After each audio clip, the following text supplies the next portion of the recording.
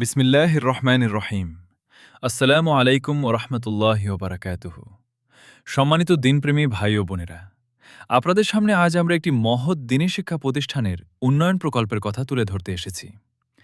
দক্ষিণ দেবত্র মদিনাতুল উলুম আমজাদিয়া নুরানি হাফিজি মাদ্রাসা ও ফাতিমা বেগম এতিমখানা, যা পিরোজপুর জেলার মঠবাড়িয়া উপজেলার দাউদখালী ইউনিয়নের দক্ষিণ দেবত্র গ্রামে অবস্থিত।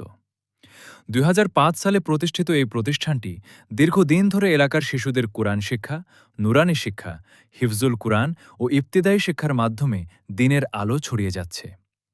বর্তমানে এই প্রতিষ্ঠানে প্রায় ১৫০ জন ছাত্রছাত্রী অধ্যয়ন করছে এবং ৮ জন শিক্ষক আন্তরিকতার সঙ্গে পাঠদান করছেন। আলহামদুলিল্লাহ, মাদ্রাসার নতুন ২ তলা একাডেমিক ভবনের নির্মাণ কাজ শুরু হয়েছে। ইতোমধ্যে ভবনের পিলারের কাজ সম্পন্ন হয়েছে, কিন্তু অত্যন্ত দুঃখের বিষয়, অর্থের অভাবে নির্মাণ কাজ এগিয়ে নেওয়া কঠিন হয়ে পড়েছে। এই প্রকল্পের মোট ব্যয় ধরা হয়েছে ১০ লক্ষ টাকা। এর মধ্যে প্রায় ৪ লক্ষ টাকা ব্যয় হয়েছে, তবে এখনও ৬ লক্ষ টাকার প্রয়োজন।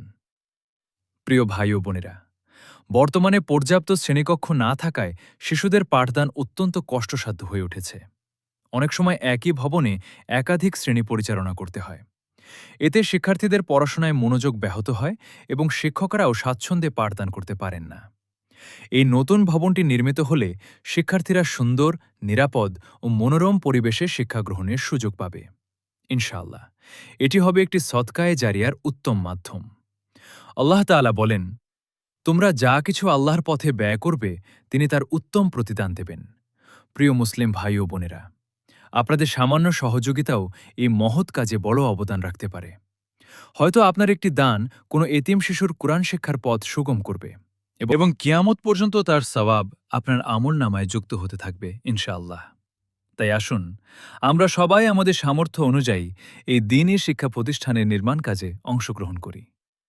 সভাপতি জনাব মোহাম্মদ আবুল কালাম আজাদ। যোগাযোগ জন্য মোবাইল নাম্বার 0171-242-878-1। আল্লাহ তাআলা আপনাদের দানকে কবুল করুন, আপনাদের রিজিকে বরকত দান করুন এবং এই মহৎ কাজে অংশগ্রহণকারী সকলকে উত্তম প্রতিদান দান করুন। জাযাকুমুল্লাহু খায়রান।